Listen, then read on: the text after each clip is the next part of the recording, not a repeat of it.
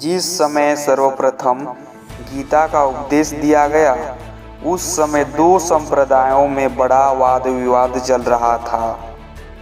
इनमें से एक संप्रदाय वैदिक यज्ञों, पशु बलि तथा इसी प्रकार के अन्य कर्मों को ही धर्म का सार सर्वस्व समझता था। दूसरा यह समझता था कि असंख्य अश्वों एवं पशुओं का वध धर्म नहीं कहा जा सकता। इस दूसरे मार्ग में अधिकतर ज्ञान मार्गी एवं सन्यासी थे।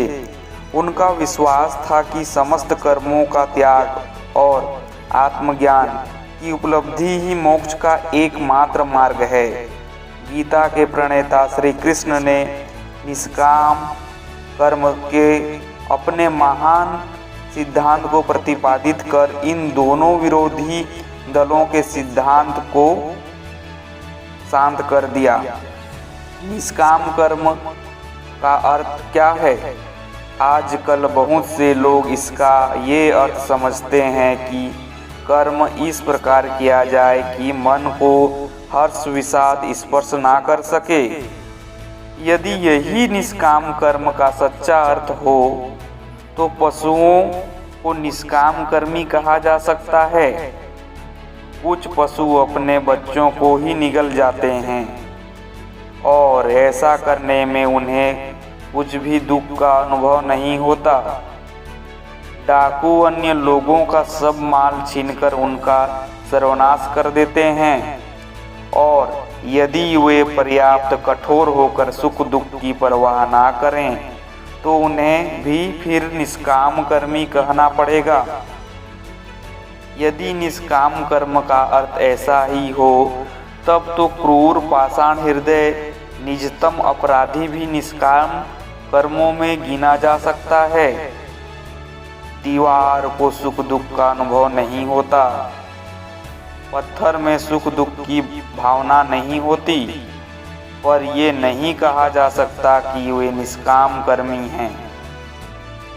यदि निष्काम कर्मों उपर्युक्त अर्थ में प्रयुक्त किया जाए तब तो यह दुष्टों के हाथों में एक प्रबल अस्त्र बन जाएगा। वे तरह तरह के बुरे कर्म करते जाएंगे और कहेंगे कि हम तो बिना किसी कामना के ये सब कर रहे हैं। इसलिए यदि निष्काम कर्म का यही अर्थ हो तब तो कहेंगे गीता में एक भयंकर सिद्धांत का प्रतिपादन किया गया है। अतः यह अर्थ निश्चित रूप से नहीं हो सकता। फिर यदि हम गीता के उपदेश से संबंध व्यक्तियों के जीवन को देखें तब वे भिन्न ही प्रकार का मालूम होता है। अर्जुन ने युद्ध में भीष्म और द्रोण का संहार किया और साथ ही उसने अपने इच्छा स्वार्थ एवं भिन्न प्रकृति का भी लाखों बार बलिदान किया। गीता कर्मयोग के शिक्षा देती है। हमें योग्य एकाग्रता के द्वारा कर्म करना चाहिए। इस प्रकार के कर्म योग में शूद्र अहम भाव के चेतना नहीं रह जाती। जब योग मुक्त होकर कार्य किया जाता है तब मैं यह कह रहा हूँ ये ध्यान ही नहीं रहता। मैं यह कर रहा हूँ, मैं यह कह रहा हूँ, इन सब का ध्यान ही नहीं रहता।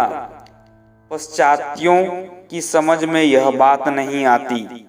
वे कहते हैं यदि अहम भाव ना रहे, यदि अहम भाव का नाश हो जाए तो यह किसी मनुष्य के लिए कार्य करना किस प्रकार संभव हो सकता है।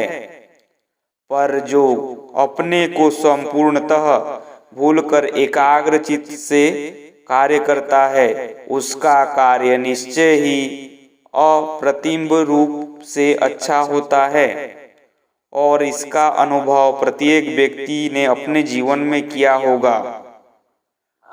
हम अपने कार्य अचेतन होकर करते रहते हैं, जैसे आहार को पचाना आदि। कुछ कार्य चेतन होकर करते हैं तथा अनेक कार्य ऐसे भी होते हैं मानव समाधि अवस्था में मग्न होकर संपन्न होते हैं।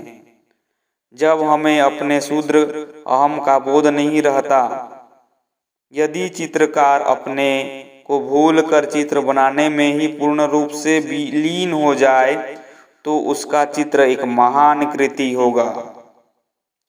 अच्छा रसोइया भोजन बनाने के समय अपना सब कुछ उसमें लगा देता है, उस समय तक के लिए अन्य सब कुछ भूल जाता है, परंतु ये लोग इस प्रकार केवल उसी एक कार्य को अच्छी तरह से कर सकते हैं जिसके लिए वे अभ्यस्त होते हैं।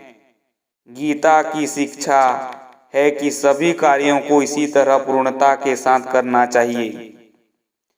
जो योग के द्वारा प्रभु से एक रूप हो गया है, वो अपने सभी कार्यों को इसी एकाग्रता के साथ करता है और अपने स्वार्थ की चाह नहीं रखता। इस प्रकार किए हुए कर्म द्वारा संसार की भलाई होती है, उससे किसी प्रकार की बुराई नहीं हो सकती। जो इस प्रकार कर्म करते हैं वे अपने लिए कुछ भी नहीं करते। यही